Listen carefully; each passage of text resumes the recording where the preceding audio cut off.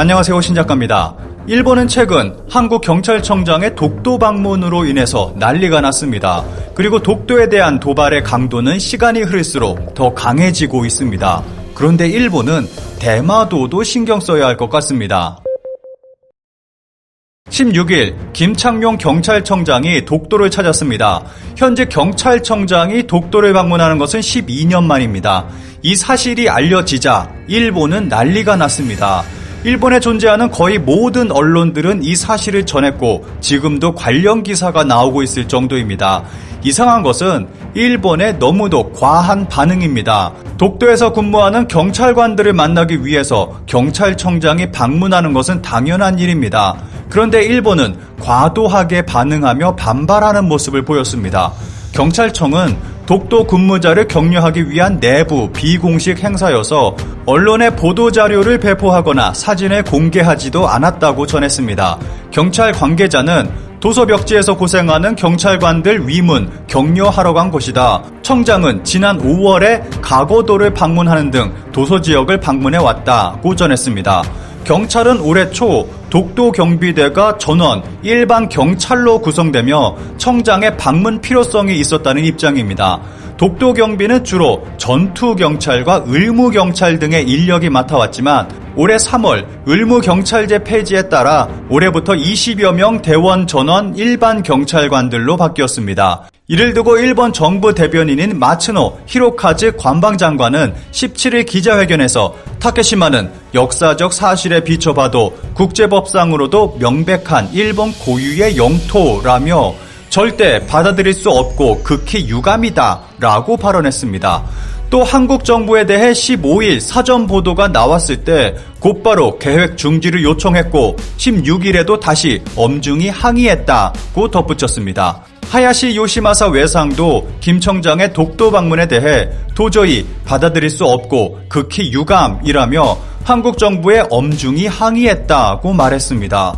그리고 일본 정부의 반응에 호응하듯 일본 언론들은 일제히 관련 기사를 쏟아내고 있습니다. 그리고 일본 네티즌들은 굉장히 흥분한 상태에 있습니다. 관련 기사에 달린 댓글을 짧게 살펴보겠습니다. 외상이 말하는 대로다. 이 관계를 타개하려면 국교 단절밖에 없다. 그러기 위해서 일본은 노력을 아끼지 말아야 한다. 침략자가 적반하장이다. 입으로 몇 번이나 뭐라고 하든 고지도를 가져오든 법적으로 일본 땅인 것은 결코 변하지 않는다. 게다가 그 외의 논점도 한일 기본조약으로 법적 해결이 됐는데 이후의 문제는 한국이 멋대로 만들어낸 국내 문제로 일본과는 관계가 없다. 피해자들이 수용할 수 있는 사죄와 반성을 일본에 요구하는데 외교력을 집중하는 게 바람직하다고 호소했다. 피해자가 받아들이든 말든 이미 해결이 끝난 상태여서 더 이상 일본은 사죄도 반성도 할 필요 없다. 나머지는 이웃나라의 국내 문제이니 알아서 하길 바란다. 일방적으로 관계를 악화시킨 한국이 개선을 위해서는 일본의 노력도 필요하다고 말하는 등 얼마나 편리한 생각입니까? 이것만 봐도 관계 개선이 불가능한 상대라고 말할 수 있습니다. 최근 이란 의원 연맹이 방일에서 일본 의원단과 만나 개선 방향에 합의했다고 합니다. 일본에도 국익을 해치는 의원이 있다는 사실이 정말 유감입니다. 다음 선거에서 꼭 떨어뜨릴 수 있도록 의원 연맹 이름을 확실히 기억합시다.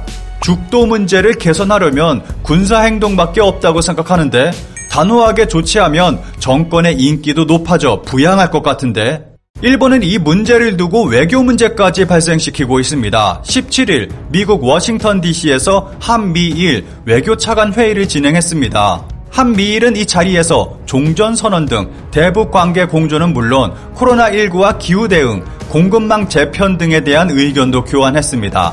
미국은 또 남중국해 항행의 자유 보장과 대만 해협의 평화, 안정 유지 등에 대한 입장도 공유했습니다. 한미일 차관회의는 원만하게 이루어졌는데 문제는 그 이후에 터졌습니다. 모리 차관이 돌연 예정된 기자회견에 참석하지 않겠다고 밝혔는데 김 청장의 독도 방문에 대한 일본 정부의 항의 차원이라는 것입니다.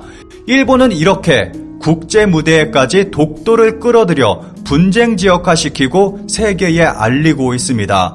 일본의 독도 도발은 시간이 갈수록 점점 강해지고 있습니다. 이런 가운데 대마도를 한국 섬으로 분류한 2차 대전 당시 미국의 기밀 책자가 발견됐습니다. 2차 세계대전 당시 미국 육해군 합동정보조직인 제니스는 세계 곳곳에서 수행할 미군의 군사작전에 필요한 정보를 담은 기밀 책자를 발간했습니다. 제니스 시리즈 제75권은 한국에 관한 내용을 담고 있습니다. 두 권으로 편철되어 있는 책의 제목은 코리아, including 스시마 and 콜파트입니다.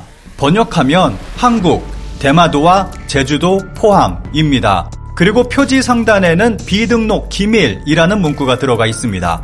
이 문서의 존재를 CBS 노컷 뉴스가 취재했고 단독 보도했습니다. 책의 서문에는 이 연구의 목적은 우리가 한국에서 수행할지도 모를 군사작전 계획의 바탕이 될 모든 필요한 구체적인 지형학적 정보를 하나의 출판물로 제공하도록 하기 위한 것이라고 쓰여 있습니다.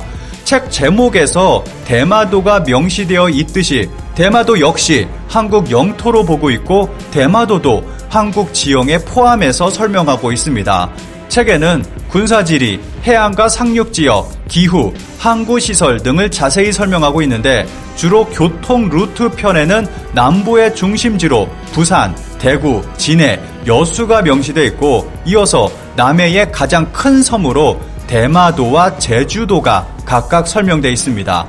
인구와 정부 항목 내 군사지리 편에는 한국 내 소수의 큰 섬들과 수백 개의 작은 도서가 소개되어 있는데 여기서도 울릉도, 대마도, 제주도를 대표적 섬으로 설명하고 있습니다.